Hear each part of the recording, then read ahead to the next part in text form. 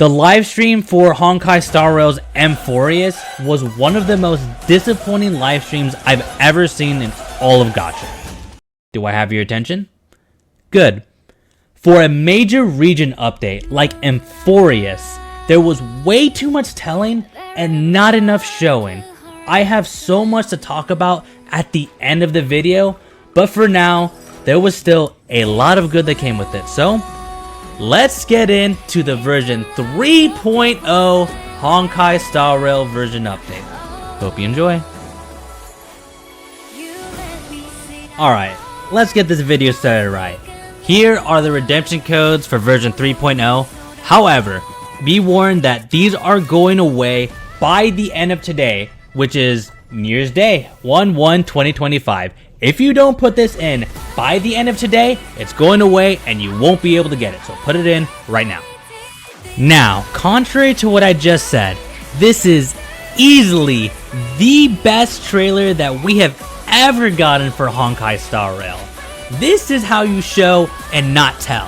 There was so much beautiful visuals and the music was immaculate by Yosobi, if you didn't realize. And we are getting a Trailblazer quest every single patch from version 3.0 to 3.7. So, if you thought the yappening with Sunday in 2.2 was bad, oh man, just wait until you see this. But all joking aside, the lore enthusiasts are going to have a field day. A big focal point of AMPHOREUS is how the deities of this world, both of creation and destruction, have influenced the people. But another thing that's the talk of the town is March 7th. And my prediction is that she will be getting a brand new 5-star variant. And bet your Stellar Jades or your money back. Speaking of 5-star variants, let's talk about one right now. The Herta is an Ice Erudition unit. And as the emanator of Erudition, she definitely does her job. Quite well, in fact. At first glance, her kit does seem kind of complicated, but it's actually very simple to understand. So, Herta's main gimmick is that she applies stacks to enemies, up to 42 stacks. And the more stacks that they have, the more damage they take. Pretty simple. They accumulate stacks by any means. So, if you have another Erudition like Baby Herta, then when she does the kudu, then she's going to be applying stacks to all enemies. Whenever the Herta uses her enhanced skill, all enemies on the field are going to take damage based on the primary target's maximum stacks. So if there's someone that has 42 stacks, everyone on the field is going to take 42 stacks. Now you might be wondering, dang, what if a minion has it and not the boss? Well, you can actually use her ultimate and all of the stacks are going to be reorganized by the AI in a smart fashion, so the boss will now have the maximum amount of stacks. AoE has been the one thing that my account has desperately lacked, and I believe there's no one better for the job than the Emanator herself. So if you need AoE, Herta's your girl. The next character coming up has been very highly anticipated. She is Agalea, and our very first remembrance character. And wow, she brings something pretty special to the table. Whenever Agalea uses her skill, she summons a puppet, and actually, this acts independently and can even be targeted by different enemies. And during the ultimate, they use an enhanced basic and they both attack, further increasing both of their speeds. So it's kind of like a balancing act, and they keep doing more and more damage by further increasing each other's speed. Also, something worth noting is the faster they are, the more damage that they inflict. So not only do they look like very powerful characters, the animations just look incredible. So if you're looking for something that's finally different than Super Break, then try looking at Agalea. But she's not our only remembrance character coming in version 3.0. So the Trailblazer finally makes their debut as a magical girl by summoning Mem. And Mem is pretty simple to understand. So whenever the Trailblazer uses their skill, you summon Mem, and Mem starts accumulating energy. Whenever that energy reaches 100, it introduces a new type of damage, true damage. Now, I need you guys to listen very carefully. True damage is an additional damage that ignores buffs and debuffs on either side.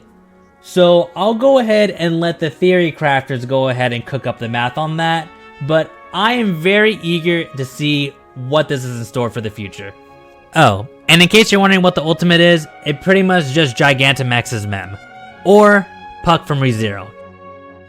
So a new enemy buff that they're going to be introducing is something called War Armor. They didn't specify exactly what it does, but it goes down every single time that they are attacked. So I would imagine the summon / follow-up meta or characters that attack very frequently are going to be very favored there. And you better bet your sweet bippy that they're going to be on Memory of Chaos. The devs also flat out just spoiled a major enemy that's coming in the story, so if you're interested in looking at that, then sorry, but you guys can look at that yourself. Alright, let's talk about the real reason why people play these games. The gacha. And the banners are arguably one of the most controversial that we've ever had. We have 8, yes, 8 people all coming in version 3.0. Phase 1 is the Herta, Lingshaw, Feixiao, and Jade. And for the second phase, we have Agalea, Boothill, Robin, and Silverwolf. There were so many characters, I literally had to write it down to make sure I didn't get it wrong. Alright, let's talk about a couple of events. So for our first event, it's going to be a puzzle event along with some lore, so if you enjoy lore, then there you go. There's also going to be an exploration event, so you can explore the new region. There's also going to be a combat event to introduce the new enemies of AMPHOREUS. There's also going to be buffs that you can play around with as well. Dwayne also shows up on the stream, and he says that we're going to get Gift of Odyssey, but truthfully, 10 pulls just simply is not enough anymore. Fortunately, we are getting an additional 10 pulls, so that is a little bit more reasonable, I suppose. And here comes the quality of life updates. And surely they're gonna add a skip button now, right? They didn't add a skip button. Anyways, one of the biggest quality of life updates that we've gotten is actually another increase to the resin cap system. Yep, so now we can hold up to 300 Trailblazer power. And on top of that, we can also hold 12 emulsifiers instead of the 8. So we can procrastinate even longer. Also, let's say that you're just really far behind and you haven't picked up HSR since the end of Penacony. Well, you're in luck. You can actually fast travel all the way to AMPHOREUS and get started on the new missions right away. There's also going to be a new in-game leveling guide, or you could just go to pridewin.com. Also, we're finally getting our very first skin in HSR. Yep, you remember that March skin? Well, you can actually apply it to her in preservation. So you guys might be wondering, why are you being so damn salty? Well, let's go over it right now. So, what's the problem? I practically just spent the entire video explaining how good AMPHOREUS is going to be. Well, that was after sitting through practically an entire hour of yapping. There was so much talking and not enough showing.